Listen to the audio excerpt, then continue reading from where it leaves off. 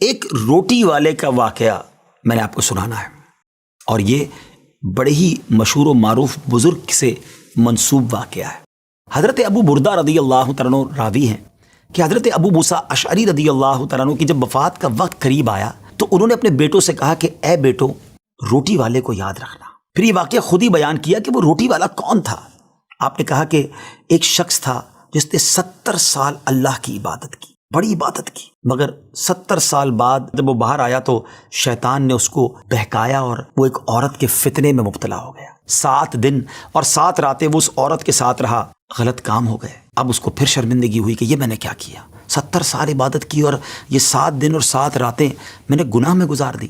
بڑا شرمندہ، بڑا نادم، قدم قدم پر سجدے کرتا جاتا، توبہ کرتا جاتا۔ اب چلتے چلتے چلتے ایک مسافر خانے میں پہنچا تو وہاں 12 مسکین لوگ پڑے ہوئے تھے، لیٹے ہوئے تھے۔ اس نے بھی جگہ بنائی اور ان کے درمیان جا کر خود بھی گر کر سو گئے۔ اب رات میں ایک شخص آیا جو ان کو کھانا دیا کرتا تھا، روٹی دیا کرتا تھا۔ ایک ایک کر کے 12 روٹیاں لے کر آیا تھا، اس کو پتا تھا یہاں 12 مسکین رہتے ہیں۔ ایک ایک کر کے سب کو روٹی دینے لگا۔ وہ شخص جو یہاں آ کر اچانک بیچ میں آ کر لیٹا تھا، اس کو بھی وہ مسکین سمجھا اور اس کو بھی روٹی دے دی۔ لیکن ظاہر ہے کہ اگر ترتیب سے روٹی دیتے دیتے آگے آئے تو آخری نمبر والے کو روٹی نہ ملی، کیونکہ یہ تو 13 ہو چکے تھے۔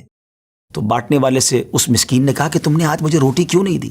اس نے کہا میں نے تو سب کو ایک ایک روٹی دی، کسی کو 2 نہیں دی۔ کہا تم مجھے روٹی نہیں دے رہے ہو۔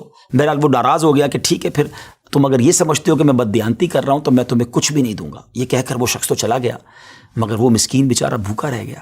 اب وہ شخص جس نے ابھی توبہ کی تھی، پہلے 70 سال کی عبادت بھی کی ہوئی تھی، اس کو خیال آیا کہ میری وجہ سے اس مسکین کو روٹی نہیں ملی ہے۔ بھوک اسے بھی بڑی تھی، مگر اس نے وہ روٹی اسے دے دی۔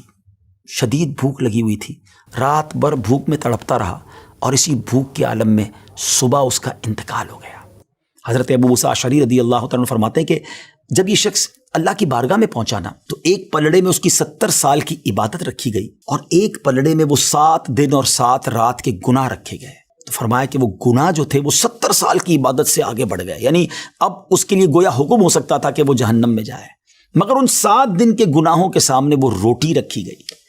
اور اس روٹی کی برکت سے، کیونکہ وہ اخلاص کے ساتھ ایثار کی گئی تھی، مسکین کی مدد کی گئی تھی، وہ 7 دن کے بڑے بڑے گناہ معاف کر دیے گئے اور وہ جنت میں چلا گیا۔ پھر آپ نے اپنے بچوں سے کہا بیٹا روٹی والے کو یاد رکھنا۔ ناظرین، یہ واقعہ واقعی دلوں کے تار چھیڑ دیتا ہے۔ 2 باتیں سیکھنی ہیں کہ بعض اوقات کچھ لوگ کہتے ہیں یار میں نہیں بہک سکتا، میں تو بڑے اچھے ماحول میں ہوں۔ نہیں جناب، شیطان نے بڑوں بڑوں کو بہکا دیا ہے۔ ہمیں اپنی صحبتیں اچھی کرنی ہوں گی، اللہ کریم سے شیطان کے مقابلے میں پناہ مانگنی ہوگی اور اپنے آپ سے ڈرتے رہنا ہوگا کہ نہیں میں بھی گناہوں میں مبتلا ہو سکتا ہوں، مجھ سے بھی کوئی بڑا گناہ کہیں نہ ہو جائے۔ توبہ کرتے رہیں، ڈرتے رہیں، خوف رکھیں اور اچھی صحبت اپنائیں۔